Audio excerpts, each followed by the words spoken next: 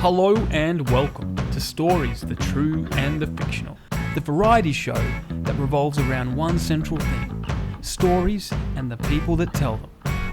If you haven't done so already, hit subscribe and ring that notification bell. And hey, if you're feeling up for it, leave a comment down below, let us know you subscribed and we will give you a shout out. We here at Stories, the True and the Fictional love giving shout-outs to authors, both seasoned and new. So today we're giving a special shout-out to novelist MJ Clark from mid-north South Australia. She has 3 books available: The Optometrist, Sugar Shack, and A Good Husband. Everything you need to know about her and her books can be found on her website, meganjclark.com. Check it out by following the link in the show notes. Hello and welcome to this episode of Story Trap, guys. Today we have someone all the way from Dublin, Deirdre Murphy. How are you? I'm well, thank you. Excellent. Well, thank you very much for taking the time to come on and have a chat with us. We're going to start off with some icebreaker questions just to get to know you, and then we'll get stuck into the reason we've got you on. So the first question is, if you could get rid of one thing in this world, what would it be? I would have to say I would get rid of capitalism. That'd be number one. I would get rid of the profit motive. Like, it's what's wrecking the place. Cool. Straight up. Can't argue with that. Yeah. A lot of greed in the world, isn't there? There's a lot of greed in the world, but it's like I think it's an educational thing, you know? It's just like, it's how we've been socialized, and so that's how it turns out. Yep. Rip out the roots, I think. Cool. Well, I'm sure we'll crack into your musical about the topic in a bit. Second question on the list is, what's something that's on your bucket list? Something that is on my bucket list. I guess me personally, like, what's on my bucket list? I want to, honestly, like, this is a little bit abstract maybe, but I want to, like, plumb the depths of my personality and, like, plumb the depths of what I'm capable of. Because I don't know what that is yet. And I just want to keep on, like, wading in. Like, I want to keep on wading into what I want to do. I want to keep on wading into, like, the world at large. I want to travel for sure, but I don't really have, like, a specific, like, target location for my travel right now. I just want to, like, do everything and let that take me where it takes me, you know.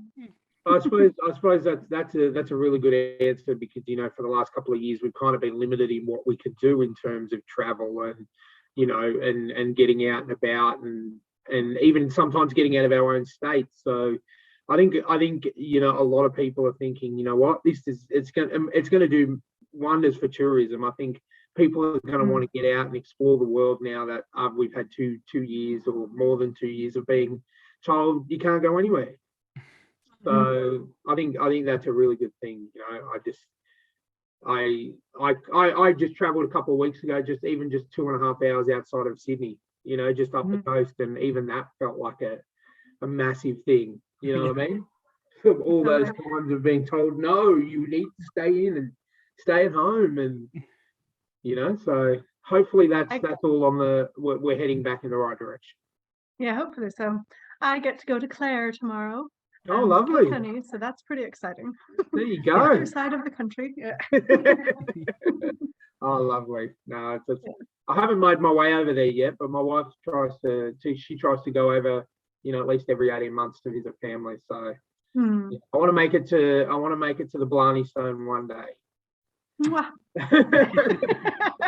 When I kissed the Blarney Stone when I was like 15 or something, there's like, I don't know, it felt like there was like an 85-year-old man who was the one who, like, held your ankle. Yeah, that's it. Well, she's got a photo of her mum sort of holding her over just to try and reach out to her. So beautiful over there. Have to make an effort. Yeah, exactly. All right. Well, the next question is my favourite question, and it is a question that we do judge very harshly on.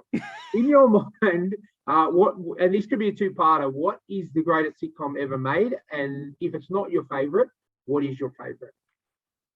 A two-part question. Well, I have had I tend to watch dramatic things rather than things that make me laugh for some reason. I don't know why. But I think I decided on Gravity Falls. Yeah, I don't know if Gravity y'all Falls. have seen that. But I think it's so funny and Mhm. it's just hilarious, basically. I think I laughed Yeah. left my heart out. Oh, the definitely. first No, it's a time. great. We do get that on Um, Disney Plus over here, so we have been. I think we've got a couple of seasons on it at the moment. So yes, it's very cute. excellent. So, yep, continue on. I really liked Brooklyn Nine-Nine. I thought was Yes. quite hilarious.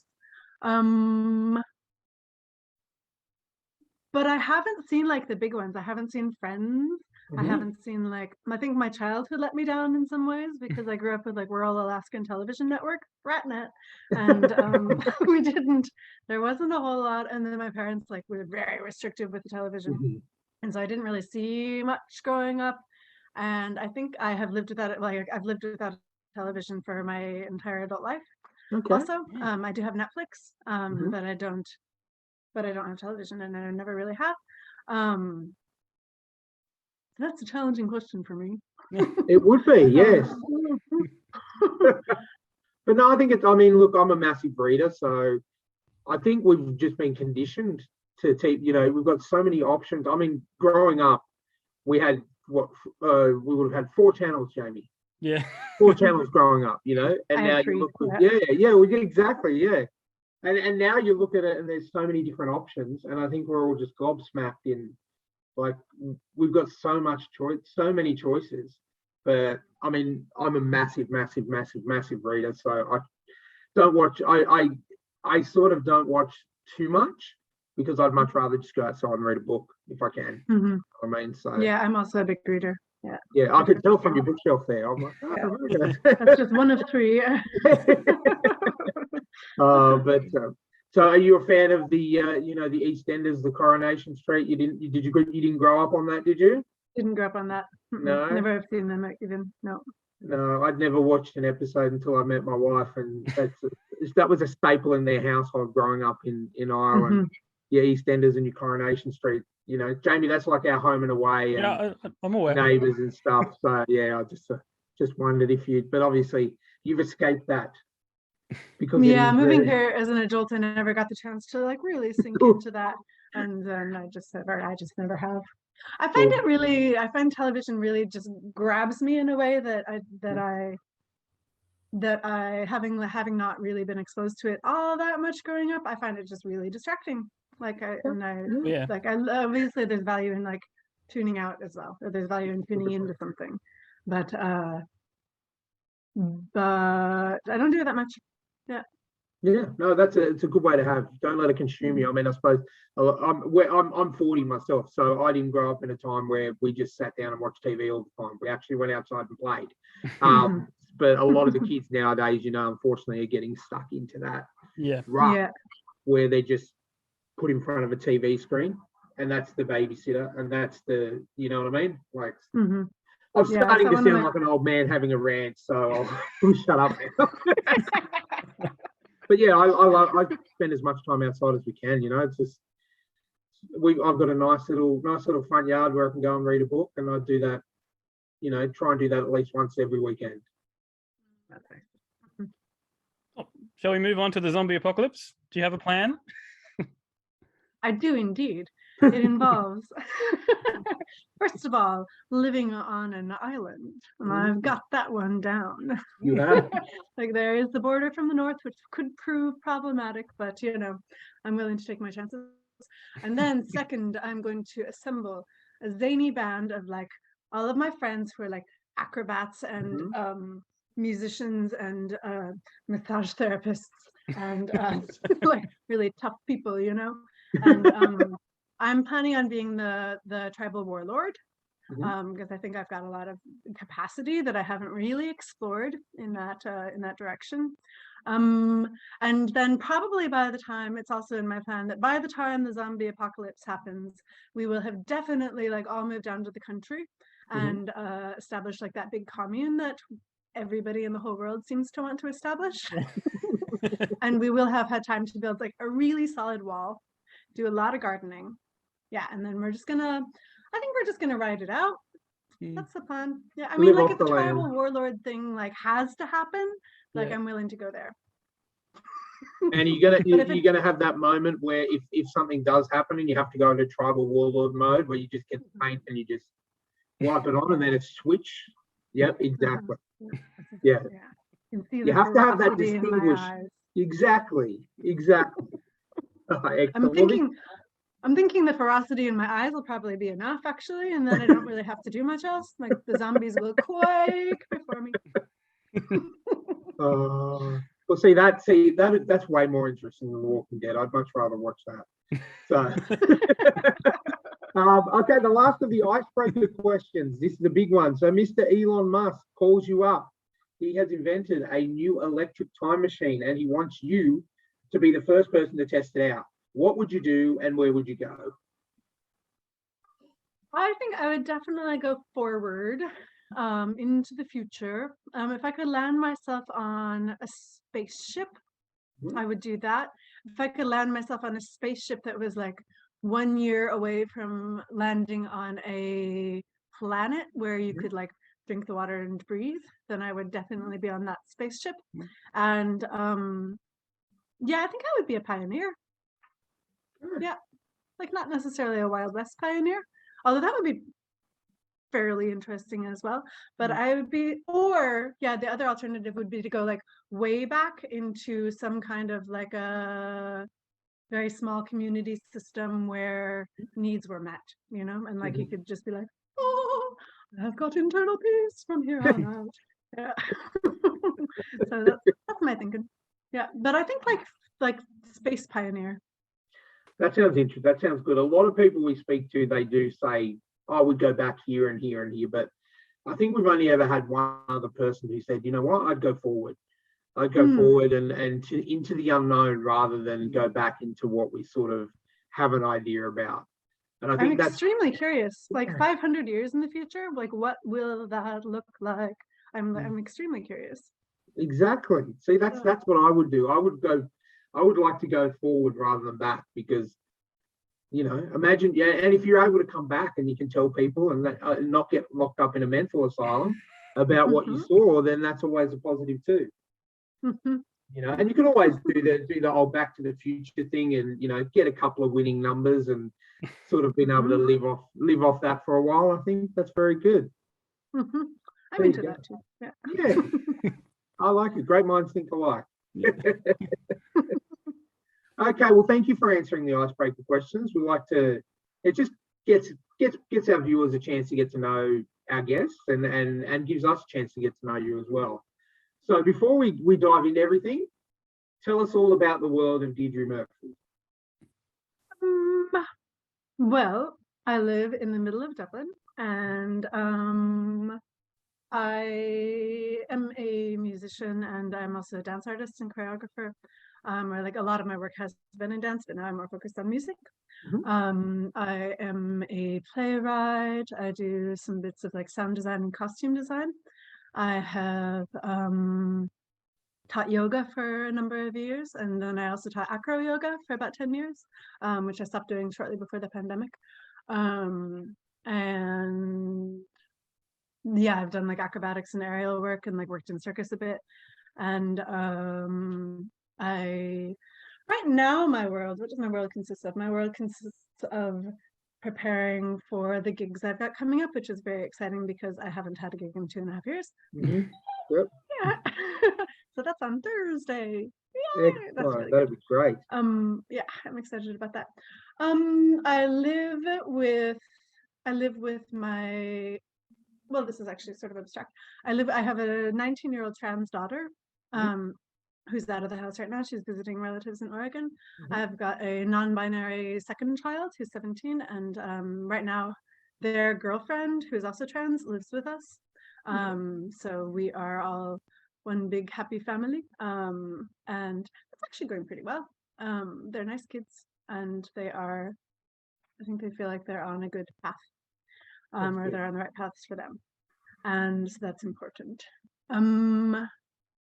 What else does my life look like? My life is I've been really making an effort to be social lately. A lot of my friends had moved out of Dublin like shortly before the pandemic or during the pandemic. And so I was really feeling like my social circle had shrunk massively. It's like, do I even know anybody anymore at all? But so like the last couple of weeks, I have been really making the effort to get out and about, and I have had some very fun times in the last couple of weeks. That's nice. I'm also doing like a big course right now, a 9-month course in kind of like thematic coaching, which I'm finding really, really interesting. I am getting a tremendous amount of self-knowledge out of it, for starters, and it's kind of a game changer. So I'm quite into that. That is let's take a little, I think that's a snapshot of my life currently. I can't be bothered to cook very much. I eat a lot of smoothies. That's not a big thing. Try to keep things relatively clean around here. Oh. As much as possible. As much as possible. Yeah. I'm wondering where all these people that learned how to cook in the pandemic are, because I certainly didn't. I can make toast, and that's about it. We have a wonderful invention of, I don't know if you have them over there, called an air fryer, which is... Oh, I don't have one yet, but I intend to get one. Yeah. It makes me look more impressive when I cook dinner, because I just chuck a whole bunch of stuff in there, turn it on, put it on a plate, and it looks fancy. So yeah, I'm not much of a cooker myself. I used to be, but like this, I don't know. I just can't be bothered. And it's kind of one of my intentions to do that as far as like taking care of myself goes a little bit more. But now that the kids are older, I'm like, fend for yourselves. Exactly. Go out into the wild and fend for yourselves. Excellent. Thank you for that. I'll leave it to you now, Jamie. Oh, well, I get to talk. Yeah, you get to talk, man. That's how it works. So it's clear you're pretty creative, and you've got lots of different things you do. Do you ever have trouble picking one thing and focusing on one thing, or is your head just always bouncing around? No, I do have trouble focusing and picking, like for sure.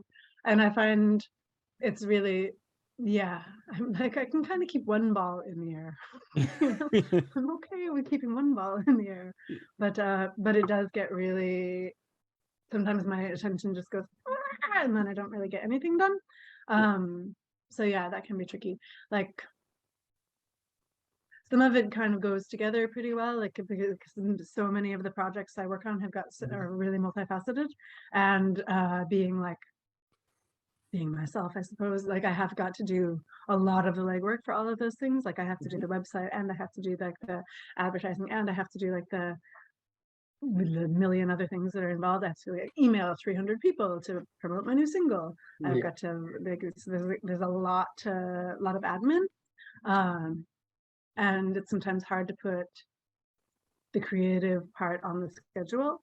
And then sometimes it's hard to put the administrative part on the schedule as well. But yeah, I definitely find that if I can take like 2 or 3 weeks or a month to just focus on one subject, then that is where I get anything done. Yeah, but other times I end up spinning my wheels. Excellent. Yeah, look, I'm. It's always good to have a lot of things going on at once. Like if you're anything, I think creative people just tend to, we need to have something going, 24/7. Like me and Jamie are both musicians. Jamie's a writer as well. We're literally, there's not enough hours in the day. And I think that's how you know when things are going well, when you're working on so many different things. You don't really get a chance to stop and think sometimes. So now we're going to move on to Capitalism the Musical. So tell us all about this. Capitalism the Musical. It's definitely like the biggest project I've ever worked on.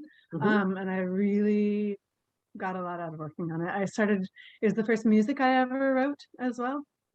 So that was really extraordinarily nerve-wracking to start to share that.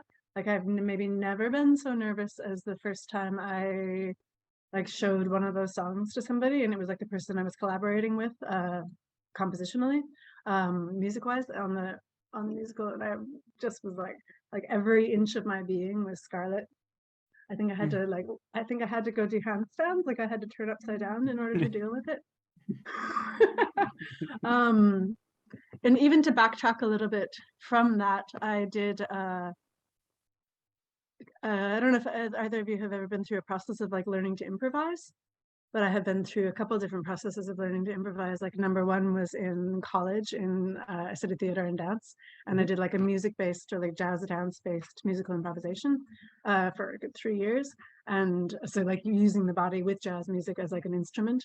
So like they like, you could think of it as like playing chords or like having solos or like those basic compositional structures. And it took me probably like 3 months of not daily classes, but like 3 times a week classes Oh, wow. to even move at all.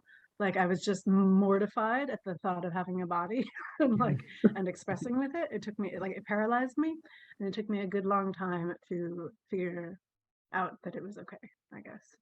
And then similarly, I went through a very similar process with the vocal improvisation.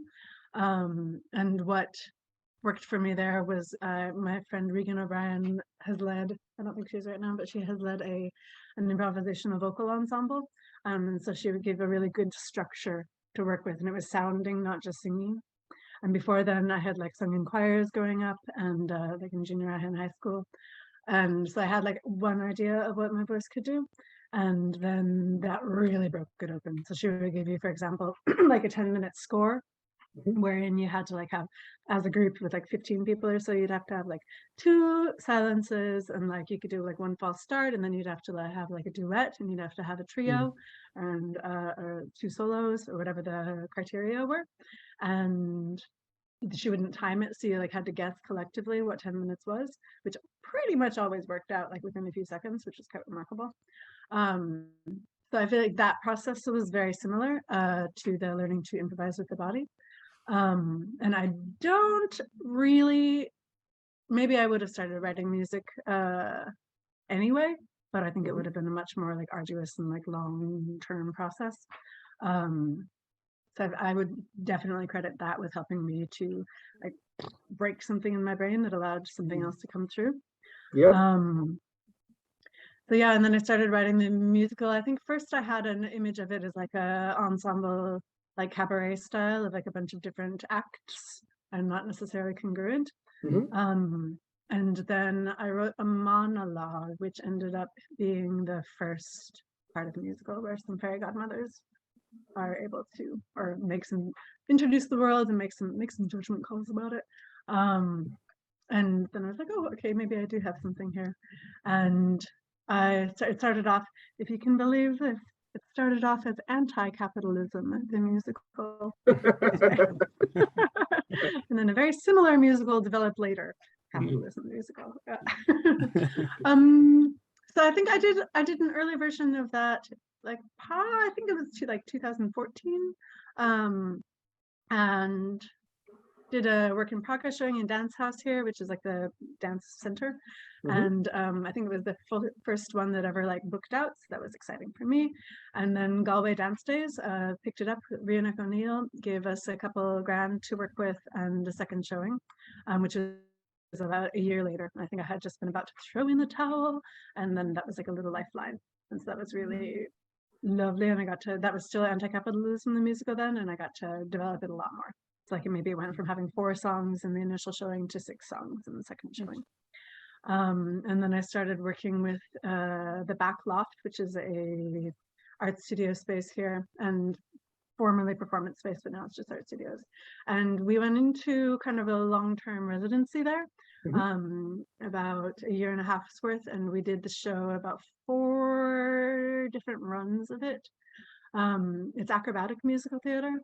Yeah. And there's quite a big cast in it. So there's like, I divided it up into essentially 3 groups, one of which is the superheroes. I see the superhero behind you, very inspiring.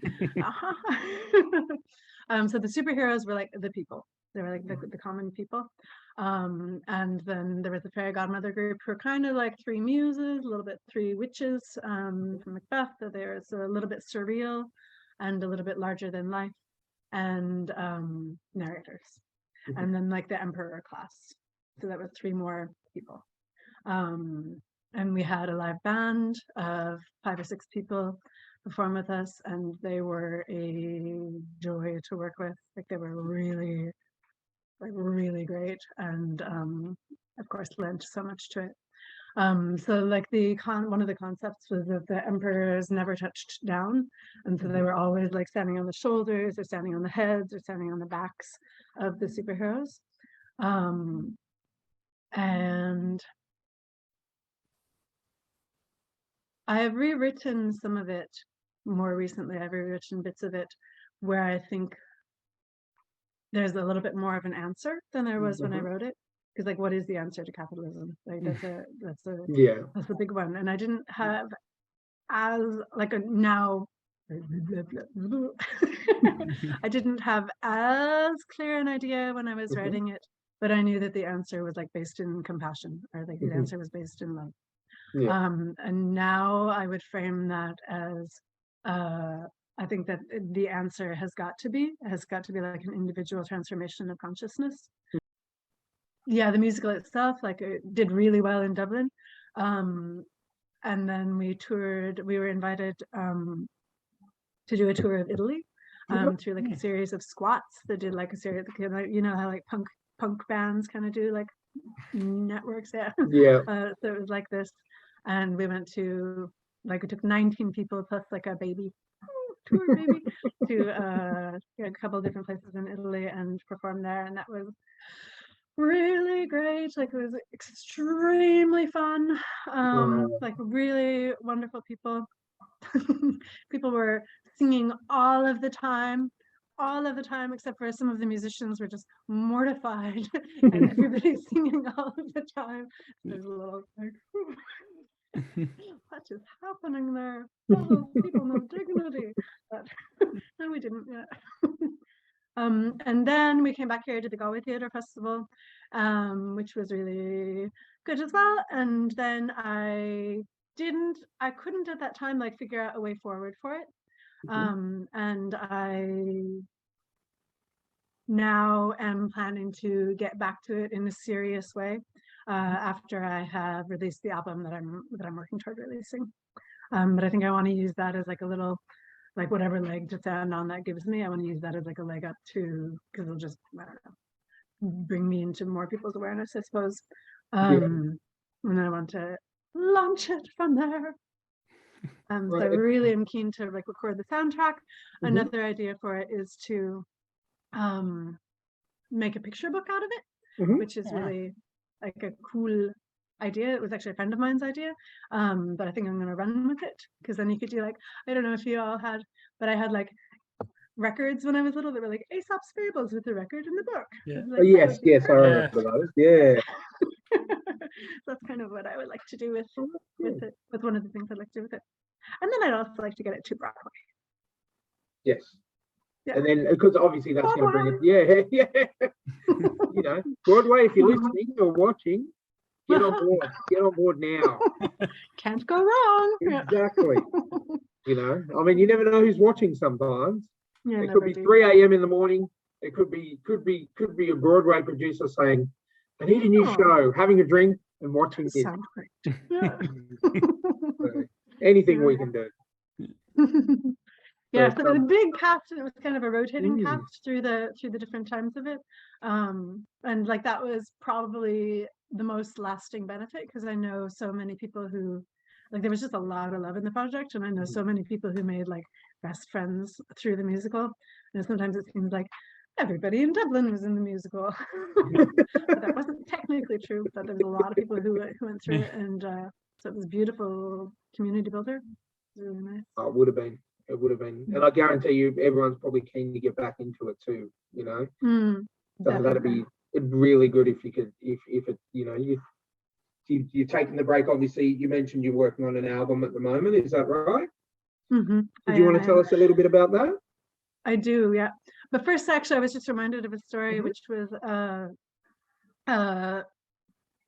friend of mine, acquaintance of mine, who saw the musical several times when it was running.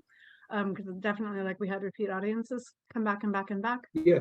But he did say to me, like, when he lives in Lebanon now, and Okay.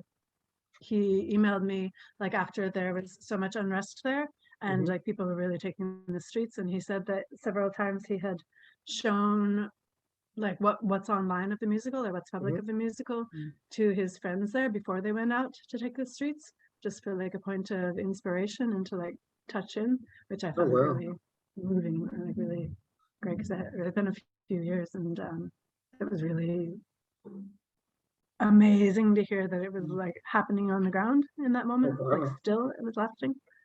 So that was cool. That would have been very empowering. Yeah, it was To, really, oh wow. it was really powerful for me to hear. Yeah. Oh, And people are still asking about it as well, so I have faith that I know its audience is out there. It's probably a little fringe, but I know its audience is out there because people care, you know. yeah. Oh, 100%. 100%. You know, if you ever bring it to Australia, I guarantee you, me and Jamie will be front row center. So don't you worry about We love musicals. that. Great. Exactly. No, 100%. 100%. Yeah. Oh, that's. I mean, that kind of left me speechless to hear that story there. You know what I mean? Like that's just. I couldn't imagine, like, as a songwriter myself, not for many years now, but imagine hearing something like that, and you know that it's having an effect on someone so far away in a time of crisis. I mean, Yeah. wow, that's just insane. Yeah, it was pretty. Yeah. Even now I'm like, Yeah, I've got goosebumps. yeah. That's just so powerful. That's awesome. I hope he's doing well at the moment. That's great. Do you want to lead in with the next part, Jamie? Oh, you're going to tell us about this album Yes. that you're working on? Yes. I will, yeah. So yeah, I've been working toward it for a long time. I kind of stopped gigging for about 6 months before the pandemic, so I could really try to focus on it. Yeah. And so it is a collection of 9 songs. First it was going to be an EP, and then it was going to be different variations of it, but finally I got songs that sound enough like each other that I felt like they were coherent as an album, because otherwise it was like, because my music sounds like a lot of different things. I do like computery things, and then I have like a loop station and guitar and bass and like all kinds of different, so they just sound very varied. And then I do like quite traditional like classical singing as well, and then I do wilder things, I guess. So really happy to get a collection of songs that sound coherent, and I would call it orchestral folk. So there's like guitar, vocals, backing vocals, cello, stand-up bass, piano, trumpet, mandolin, violin, and percussion. Oh, wow. And I worked with Oliver Ryan making it, who's like just down the road from me, and I think he's a genius. So he produced the album, and I feel like it sounds just like me, only a little bit better. Like a little bit beyond what I could have made it sound like. So I'm really happy with that. I released a single from it just about a year ago, the first single, which is Phenomenally Women, which is a version of Maya Angelou's poem, Phenomenal Woman. So that was really exciting for me. It was the first thing I'd released, and to work with her foundation on that was really cool, Cage Bird Legacy. So I felt really honored just to be part of that. And the song is really cute. There's another version of it coming out on the album as well, like a further refinement of it. So that's even more exciting. But it's such a lovely poem, and that it's just really rich and rewarding, I guess, to work with the text. And then my second single just came out about 2 months ago, which is called Hands Down. You can find them both on Spotify and on YouTube, because the videos are lovely.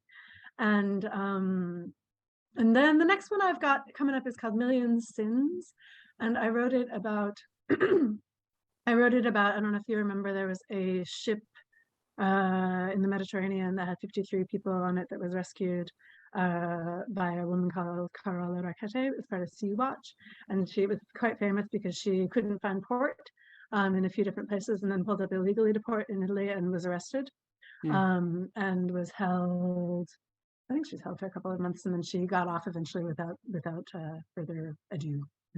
She was released. And I wrote, the song was inspired by that, although it's not exactly about that. And we're working on making the music video for that. So interestingly, I worked on a project last summer as a choreographer, which was my friend Jenny McDonald's project with her group Solo Sirens, which is like a really, I think, really open-hearted, amazing theater making process. And she works with a really diverse group of people, and she invited me to do the choreography for it. Partially because it just so happened to turn out that the myth that she was working with, it's like a Irish origin myth. And the myth is like Kesser is the main character, and she's like Noah's granddaughter. Okay. Who built the arks, and she didn't get on the ark.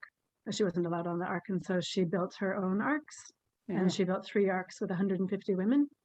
And then at the very last moment, when they were all about to set sail, 3 men came along and were like, "Can we get on?"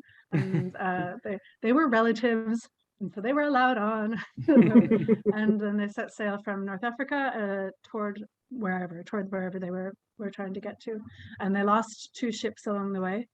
And so it happened that 53 people landed on the shores of Ireland, which was just coincidentally the same number as the song I had written. Oh wow! So it's like, what is going on?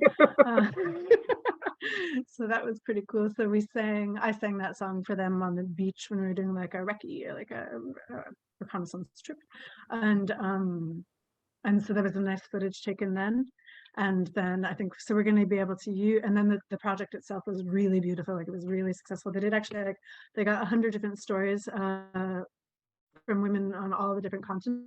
There was a sound installation as part of it, and it was just fascinating. Like it was really cool. There was strong physicality, and then there was like, you would just go in and listen to like one story at a time, or it was really neat. So anyway, we're using the footage from that to make the music video. And then actually I'm looking for more sort of on the ground footage as well, looking for more footage like that might be from boats, or be specifically more alluding to the refugee crisis, which is of course like a pan refugee crisis, like it's happening everywhere in so many capacities. So that's the next song that's coming out. And then I think I've got one more, which I am a little hesitant to do. It's got a beautiful music video that's already made, but it's a very wordy song. It's very introspective, and I'm like, is that the best song to put out? But I guess it's the next one that I've got. And I think it's one of the best songs I've ever written, but also it has so many words. I don't know. Yeah, it'll be fine. Well, I think Bohemian Rhapsody was very controversial when that came out. True. Yeah. And that song didn't go anywhere. So I mean, kind of tanked.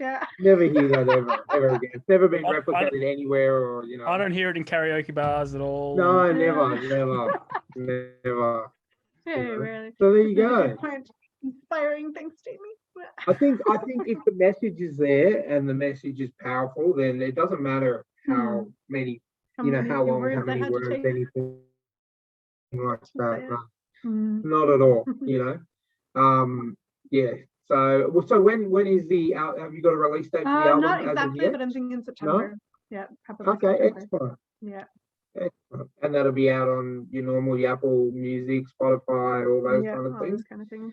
Yeah, I'm very excited about it. It will be great. And I'm very excited. Like right now, I've got solo gigs lined up, which is really exciting for me, but also a little nerve-wracking.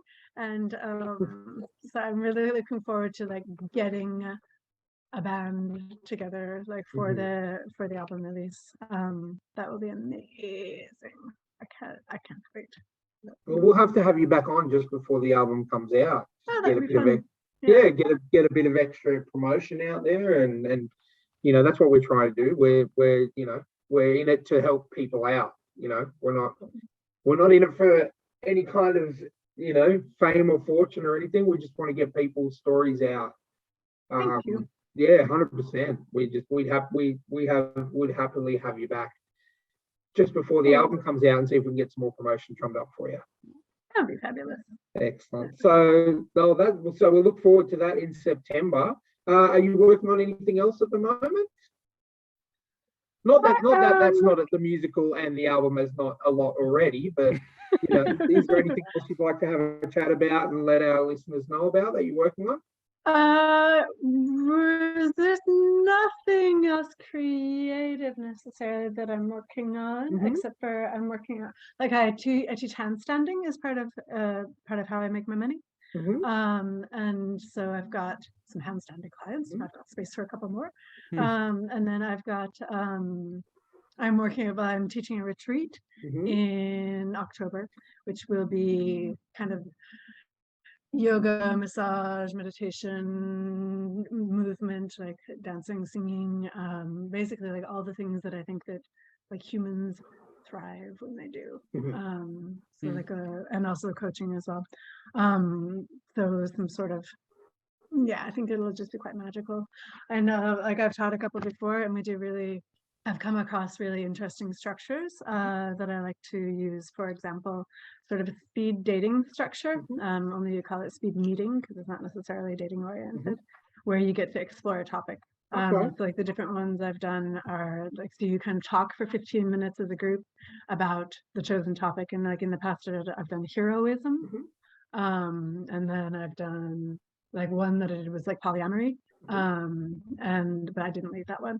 And another was called My First Time, and that could have been sex, it could have been whatever else, and it was a great variety of things. And then spirituality was the last one that I did. So you have 15 minutes to talk about a topic, and then you find one partner and talk for 5 minutes about the subject, and you each form one question that you want, and then that you want to have answered, that you want to ask people, and then you go around and you talk to everybody and have the question answered and answer your question in 3 minutes. And that's a really insightful way to get to know somebody. Like you really feel like you've learned something about yourself and about the other people. So that kind of like, I call that like a cultural practice, something like that. So it's something to like re-examine will be part of that as well. Excellent. How can people get in touch with you if they're interested in doing this retreat with you? I suppose through my website would be the best way, deirdremurphy.net. That's it.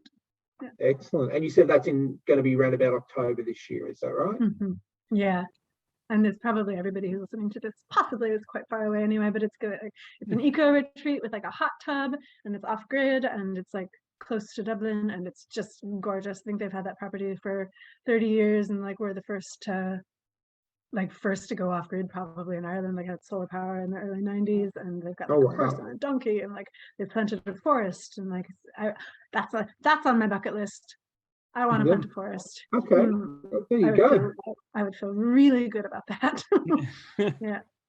Well, there you go. But yeah, so if you're listening and you're obviously in the area in Ireland, and that sounds interesting, make sure you hit up Deirdre on her website and get in some.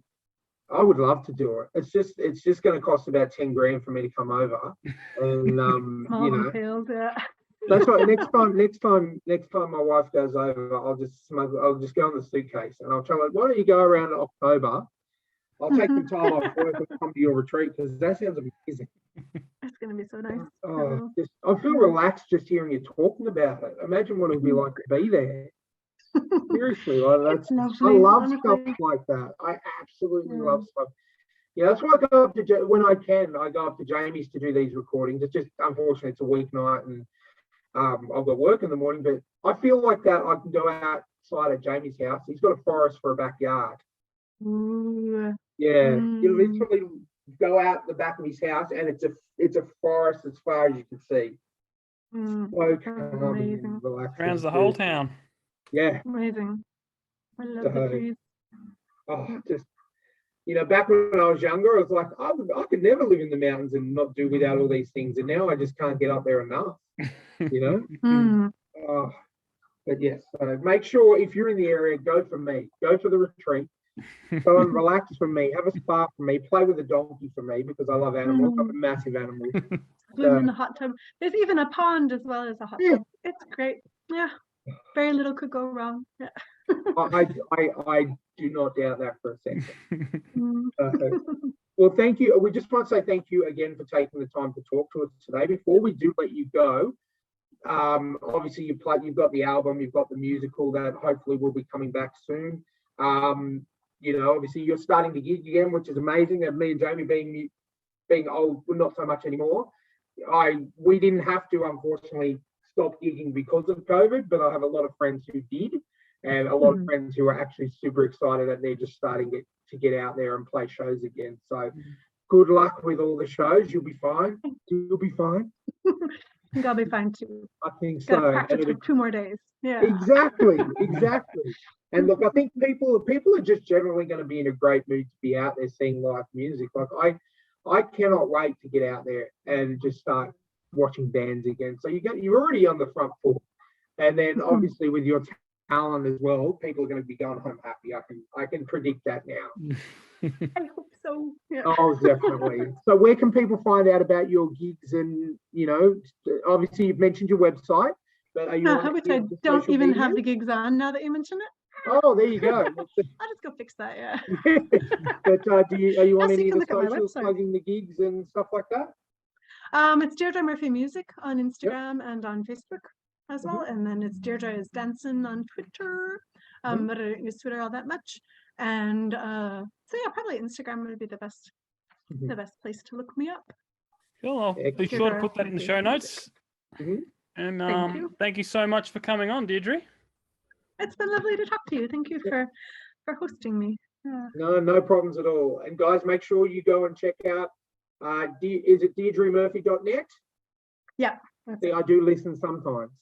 Jamie will attest. I never even get our email address right. So there you go. Make sure you jump on, check out everything Deirdre Murphy, and hopefully we'll have you back on just before the album drops. I would love that. That would be great. Yeah. Wonderful. See you next time, guys. Hello, listeners and watchers. Jamie here. I just wanted to take a second to let you know that I too am an author, and I have 2 books of my own. 1, Letters from the Emu War. Based on a real-life event, it tells the story of the time when the Australian Army declared war on 20,000 flightless birds and lost. This book is written from the perspective of those who won. And 2, Bucks Night. First in a trilogy of novellas, it's about a medieval-themed Bucks party that is interrupted by the zombie apocalypse. You can find them both on Amazon by following the links in the show notes.